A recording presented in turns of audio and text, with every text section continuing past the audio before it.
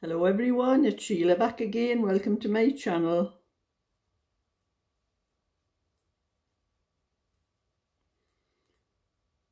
I'm doing knitting one of my little things. It's just 9 o'clock. I did wake up about 6:30 this morning. It's very rare I get up before 7:30. Even if I wake up 6:30 in the morning, I'll just look at my phone and look at some of the news and Facebook and things like that about 7:30. But I thought, I'm just going to get up, have an hour's head start on whatever I'm doing. So I like to do my little things, either little orders or whatever I'm doing for my shop. This is one I'm doing for my shop, but I'm also doing a tutorial on it.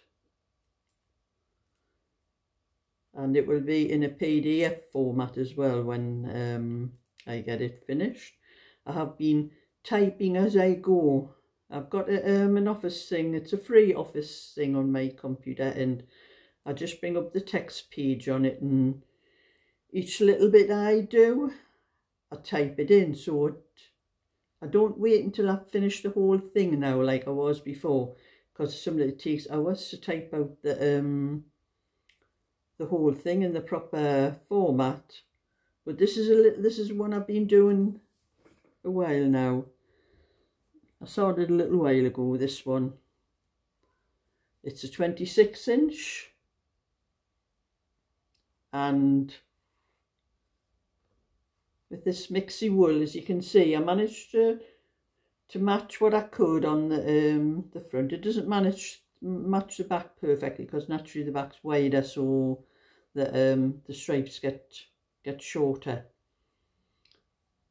But I managed to match the fronts. And I did the sleeve yesterday, and I've worked out, I've had to start on another ball, but I did cut little bits to try and get it to start in the same place as this was the cuff bit, and I've tried to match it as best I could to keep trying to keep the stripes matching, because I think it looks much neater. I don't like it where you see this wool and you have, like, say, this blue stripe here on one side and it's up here on the other side, and the same with the sleeves. I like them to match a little bit. So this is a 26-inch anyway, and I'm knitting the other sleeve. Hopefully I'll get it finished. I might get the rest of it tomorrow, probably the neck and the bands on tomorrow morning, because I only spend until 12 o'clock from whatever time I finished. Like I'm saying, I did get up early today, and I managed to get my breakfast and do a little bit vacuum and washing dishes and things and that, and then I started on this. But yesterday and the day before it, I did not really get very much knitting done while I was trying to sit outside. I did a little bit knitting while I was sitting outside, but it was very, very hot and sticky. And anyway, I did manage. I've got all the pieces of the black cardigan knitted, and I'm going to sew up the shoulders. This will be later on today. I'm going to sew up the shoulders, put the neck on, and then sew the rest of the cardigan up, and then maybe tomorrow I might get the bands done for it. So that will be one. This will be for Claudette. It will be a unique cardigan. There will never ever be another one like this, Claudette. You have got the one and only one that I'm ever doing in this one. I've never taken so long to knit a cardigan in all the time I've been knitting as I have with this one. This wasn't just the black, but I think it was the sparkle in it as well. It was affecting my eyes when I was trying to knit. I couldn't see the stitches to count how many rows I had done, because I do like to count the rows instead of just measuring them. I like to count the rows. That makes it the measurements more perfect. but the glitter in it as well was making my eyes go funny, and I could only knit for a couple of hours because it was really affecting my eyes, something bad. So this is unique, Claudette. There will never be another one in the whole world like this one, because there's no way I am knitting another one with this colour wool.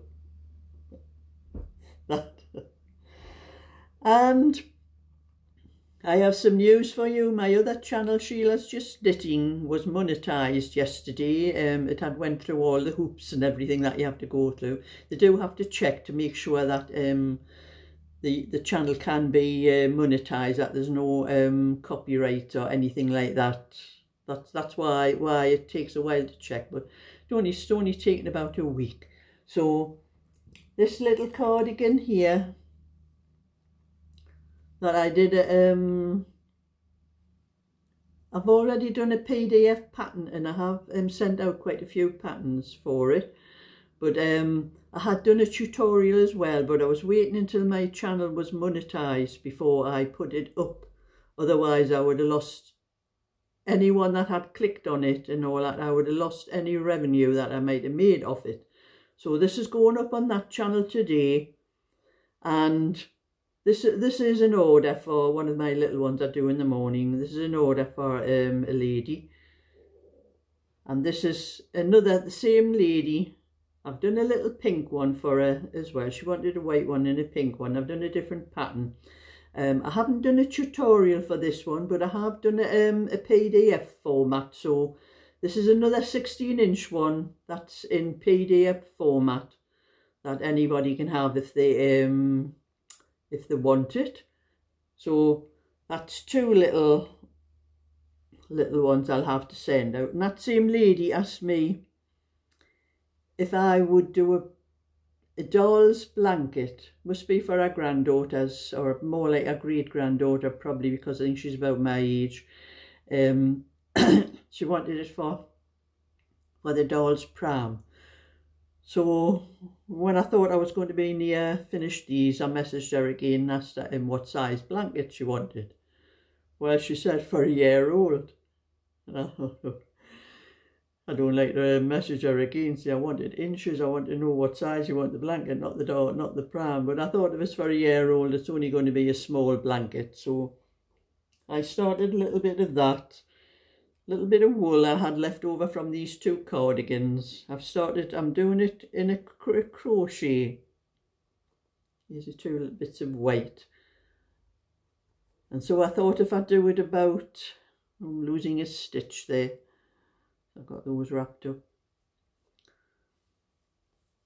I don't even know how many stitches I cast on. I just made a chain of about, till it measured about 17 inches. And it'll probably be about 16 by the time it does, you know, crochet does pull in a little bit. So I'm just doing a little bit stripe. I'm going to do it until it's about 20 inches, so it'll be about 15 by 20 inches. I thought it's big enough for a doll's pram that a little 1-year-old would have. So that's what I'm doing for that one. But that'll be, I do have the lady, they call her Carol, she will be coming up to her daughter's in, well, this month actually, which is usually around about the end of the month when she comes up for when the kids are on holiday from school. Her daughter used to live next door to me, but she moved probably almost 2 years ago now, I think it is. I'm not sure how long that young girl's been next door to me. But anyway, I'll have to message her and get the address off her. I don't know where her daughter lives now, so I'll have to get the address off her and I can deliver there myself. At least it'll save me the postage.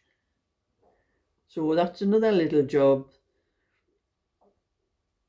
that'll be done. And when I get this one finished, the next one I'll be doing is finishing this one. This was a 28-inch. I did a PDF for it. Now when I do when I work out my own pattern, I have to knit the pieces to work the pattern out. So I had to knit the pieces and then work out how many decreases I wanted on the, you know, up to the neck and that on it. And then I did one of the fronts, so I could work out the decreasing on the front, and then the shaping for the neck. That's how I do that one. And then I did a sleeve, so I would know how much to increase on the sleeves to get the sleeve size right. And this is how I work out my own patterns. I have to knit them to work them out, which is what I did. But that was all I needed to knit with this, was those 3 pieces, because I know from the front how many stitches I would have to pick up for the neck, and I know how many stitches is left for the sleeve and the back, and then I just work out exactly the same for the neck shaping as if I had done the other side. So that's how I work them out. So I do have to knit something before I can work out a pattern.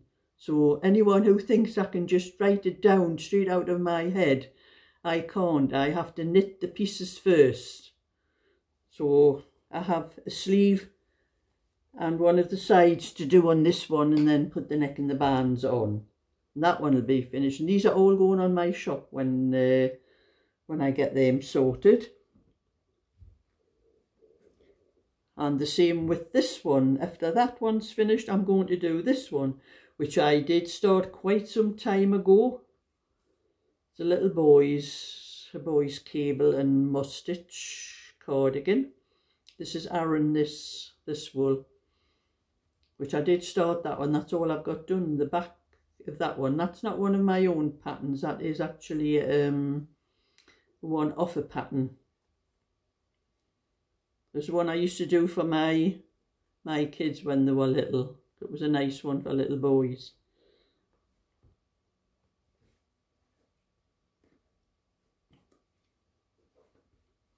And there I have my little balls of wool here, where I have been winding bits off and cutting them to get the right colours to do the stripes and that one. So when I finish that one, I think I'll have a little bit left. I'll probably just do a baby's jumper or something. I've probably got enough to do a little baby's jumper, and not matter whether the stripes match or not.